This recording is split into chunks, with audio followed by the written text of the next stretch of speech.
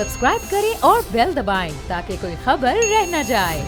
थोड़ा सा मौसम के भी मजे लें। सियासी मौसम, मुआशी मौसम, असली मौसम सभी गड़बड़ है, बड़ी मुश्किल है। देखते हैं अभी ग्राउंड रियलिटी क्या है, हम जानेंगे। सरदार सरफराज साहब से भी बात करेंगे, नुमाइंदगान से भी बात करेंगे, बलूचिस्तान हुकूमत की तर्जुमान भी हमारे साथ होंगी। लेकिन बिल्कुल सरदार सरफराज साहब हमें ज्वाइन कर चुके हैं। सबसे पहले उनकी तरफ चलते हैं। सरदार साहब बहुत बहुत शुक्रिया, आप हमेशा हमें अपना कीमती वक्त देते हैं। अच्छा, लोग इस वक्त आपकी ये बात सुनना चाहते हैं कि मुल्क में आज क्या होने वाला है, कितनी बारिश पड़ने वाली है, कहाँ कहाँ रेन एक्सपेक्टेड है। जी सरदार साहब। जी बहुत शुक्रिया। देखिए, सिंध के लिए और कराची के लिए ख़ासकर और पूरे बाकी सिंध के लिए भी आज से इम्कान है बारिश का, वो जिसका जिक्र हो रहा है पिछले 3-4 दिनों से कि मानसून सिस्टम एक और पहुंचेगा, भारतीय राजस्थान के रास्ते से सिंध में दाखिल होगा। तो आज आफ्टरनून में किसी वक्त दाखिल हो सकता है ईस्टर्न सिंध में, और कराची में फिर लेट इवनिंग में या रात में गरज चमक होगी। और बारिश आज तो इतनी बहुत तेज़ नहीं है, लेकिन अगले 3-4 दिन हैं कि जिसमें ऑन एंड ऑफ बारिश रहेगी, इंटरमिटेंट, वक्फे वक्फे से, कभी दरमियानी और कभी तेज़। अच्छा सरफराज साहब, ये बताइएगा कि ये जो बारिश अभी होगी, जो सिस्टम अभी दाखिल हो रहा है, ये पहले वाले सिस्टम से ज़्यादा स्ट्रॉन्ग होगा, ख़तरनाक होगा या उससे कम होगा? जी उसी की तरह का है, तकरीबन उसी इंटेंसिटी का है, लेकिन इसका ट्रैक फ़िलहाल जो मॉडल सजेस्ट कर रहे हैं वो पहले के मुकाबले में थोड़ा सा नीचे साउथ यानी समंदर की तरफ होगा।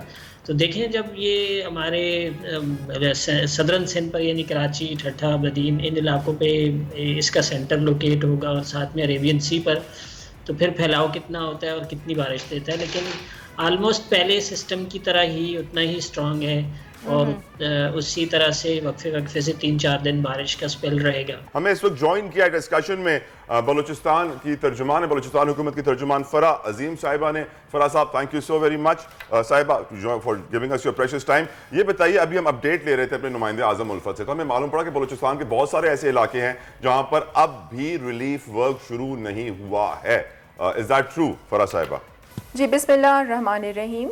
सबसे पहले तो मैं आपको कुछ डिटेल्स इस हवाले से बताना चाहूँगी कि ये जो प्री मॉनसून से सिलसिला शुरू हुआ है 13 जून से, और जिसका स्पेल जो है वो अभी तक जारी है और मज़ीद आगे 17 तक ये जारी रहेगा।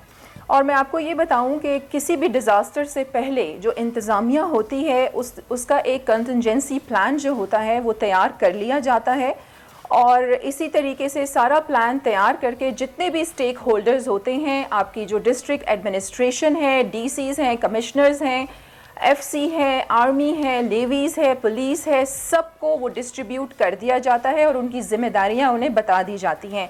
फ़र्स्ट फेज़ में अल्हम्दुलिल्लाह जितना भी रेस्क्यू एंड रिलीफ का प्रोसेस था वो कंप्लीट कर लिया गया था। अब ये सेकंड फेज़ है, और मैं आपको ये भी बताऊं कि देखें इसमें खुद चीफ मिनिस्टर मीर अब्दुल कद्दूस बिज़िंजो जो हैं वो खुद मॉनिटर कर रहे हैं हर एक चीज़ को। ज्वाइन किया है असगर जमाली साहब ने अपने डिस्कशन में। आप पीडीएम में बलूचिस्तान से हैं। Asghar Jamali, so very much for giving us your precious time. Sir, अभी सरदार सरफराज साहब डीजी मैटर में बता रहे थे कि मजीद बारिशें आने वाली हैं बलूचिस्तान में। सर, क्या तैयारियां आप लोगों ने की है? मजीद कुछ मेहनत कर रहे हैं? क्योंकि अभी भी बहुत सारे इलाके हैं जहां पर इमदादी काम नहीं हुआ है, रिलीफ वर्क नहीं पहुंचा। जी बिल्कुल, हमें कल ही जो है मेट डिपार्टमेंट की तरफ से एक एडवाइजरी मौसूल हुई थी, जिसमें हमारा जो है कुछ कोस्टल बेल्ट एरिया, जिसमें आपका जो है पसनी, गवादर, ओरमाड़ा, जीवनी और साथ में लसबेला आपका, फिर यहाँ पे मेन एरिया आपका कोयटा सिटी, कोलू, बारखान और आपके कुछ और सिब्बी, नसीराबाद, जाफराबाद का जो बेल्ट है, उसमें हमें एडवाइजरी मौसूल हुई है कि इन इलाकों में कल से एक और स्पेल जो है दाखिल हो रहा है, जिसकी वजह से जो है इन एरियाज़ में बारिशों का होने का इम्कान है।